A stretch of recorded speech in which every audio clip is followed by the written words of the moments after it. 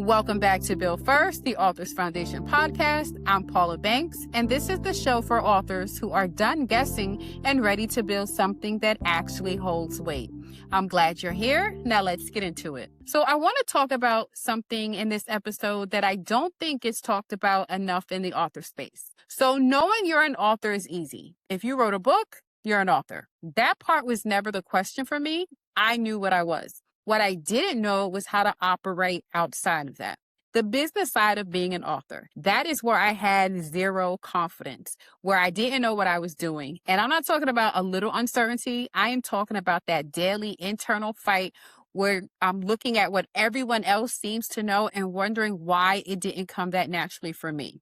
I watched other authors talk about their platforms, their funnels, systems, and strategies.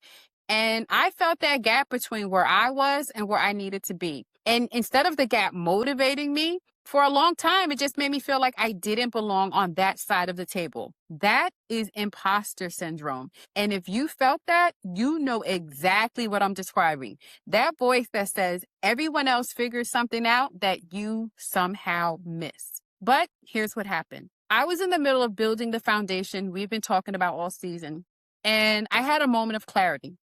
I knew that if I wanted this foundation to actually work, if I wanted it to hold what I was building towards, I couldn't keep treating the business side like a second priority. I had been pouring everything into the creative side, and that part was strong, but the business side needed the same level of commitment, the same energy and intention.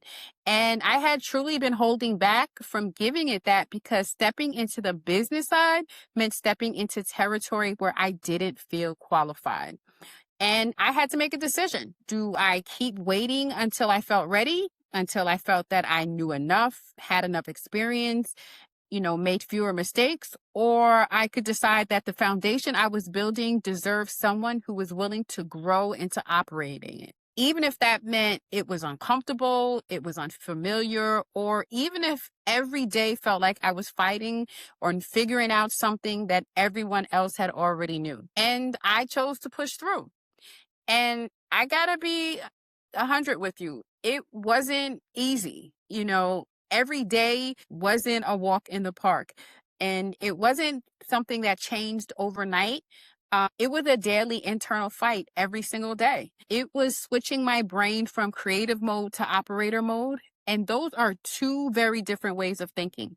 The creative side of me is intuitive. It works off inspiration and feeling and instinct. But the operator side has to be more structured, more strategic, and consistent, even when it doesn't feel natural. There were days I sat in front of the business side of what I was building and felt completely out of my element. Not because the work was impossible, but because it was unfamiliar. And unfamiliar feels a lot like wrong when you're in the middle of it. About making bigger mistakes than the ones I'd already made. I questioned whether I was doing things right. I looked at the decisions in front of me and wished someone would just tell me the correct answer. But I kept going.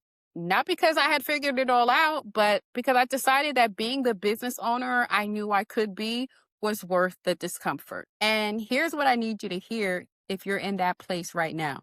The discomfort you feel on the business side of your author journey is not a sign that you're doing anything wrong. It's a sign that you're doing something new. And new always feels uncomfortable before it feels natural.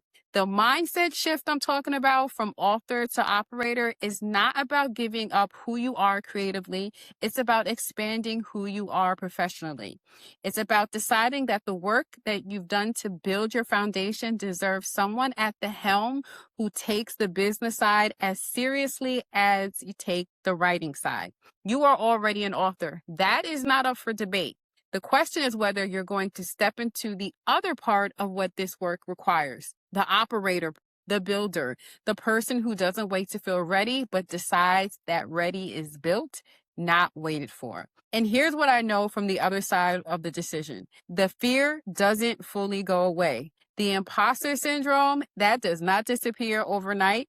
But it does get quieter because every time you make a decision from the operator seat, every time you build something, put a system in place, show up for the business side with the same commitment you show up for the page, you are proving to yourself that you belong there. the proof grows, and eventually the internal fight gets a little less loud. So if this episode hits you and you recognize yourself in that internal fight, I want you to take the next step.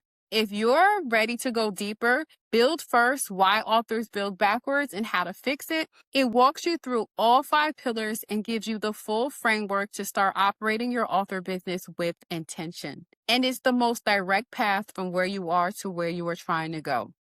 And if you want something to work through alongside the book, the Build First, the Author's Foundation Workbook is the interactive companion that takes everything in the framework and puts it in your hands to actually build with.